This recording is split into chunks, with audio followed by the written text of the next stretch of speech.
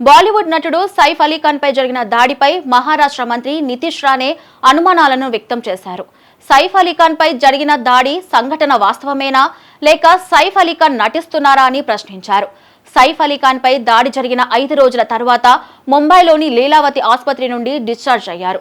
పూణేలో జరిగిన ఓ కార్యక్రమంలో రాణే మాట్లాడుతూ డిశ్చార్జ్ అయిన తర్వాత సైఫ్ అలీ ఖాన్ ని చూసినప్పుడు ఆయన నిజంగా కత్తిపోటుకు గురయ్యాడా లేక నటించాడా అనే అనుమానం కలిగిందని అన్నారు.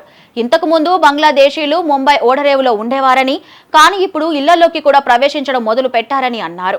ముంబైలో బంగ్లాదేశీయులు ఏం చేస్తున్నారో ప్రతి ఒక్కరూ గమనించాలని నితీష్ రాణే ప్రజలను కోరారు. షారుఖ్ ఖాన్ లేదా సైఫ్ అలీ ఖాన్ లాంటి ఖాన్స్ గాయపడిన ప్రతిసారి ప్రతిపక్షాలు వారి గురించి మాట్లాడటం ప్రారంభిస్తారు.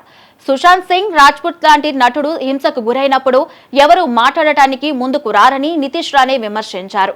సైఫ్ అలీ ఖాన్ ఇంట్లో దొంగతనం కోసం నిందితుడు వెళ్లాడని పోలీసులు ప్రాథమిక విచారణలో తేల్చారు. నిందితుడిని బంగ్లాదేశ్ దేశస్థుడిగా గుర్తించారు. భారత్లోకి అక్రమంగా చొరబడిన వ్యక్తి సైఫ్ అలీ ఖాన్ ఇంట్లో చోరికి ఎందుకు వెళ్లాడనే ప్రశ్నలు కూడా పలువురిని వెంటాడుతూ ఉన్నాయి.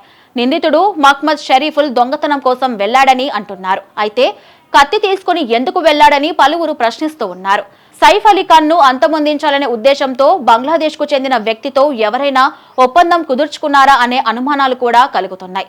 మహ్మద్ షరీఫుల్ తన మొదటి దొంగతనానికి సైఫ్ అలీ ఖాన్ ఇంటిని ఎందుకు ఎంచుకున్నారనేది తేలాల్సి ఉంది. వాస్తవం ఏమిటనేది పోలీసుల విచారణలో తేలాల్సి ఉంది. ఇక సైఫ్ అలీ ఖాన్ పై దాడి చేయటానికి ఉపయోగించిన కత్తి 3వ భాగాన్ని కూడా పోలీసులు కనుగొన్నారు. బాంద్రాలోని నటుడు సైఫ్ నివాసానికి 1 కిలోమీటరు దూరంలో ఉన్న చెరువులో నుంచి కత్తి 3వ ముక్కను స్వాధీనం చేసుకున్నారు. లీలావతి ఆసుపత్రిలో చికిత్స సమయంలో సైఫ్ శరీరం నుండి 2.5 అంగుళాల పరిమాణంలో ఒక కత్తి ముక్కను స్వాధీనం చేసుకున్నారు. నిందితుడు మహ్మద్ షరీఫుల్ ను పోలీసులు విచారించారు. ఆ తర్వాత కత్తి 3వ భాగాన్ని పోలీసులు కనుగొన్నారు.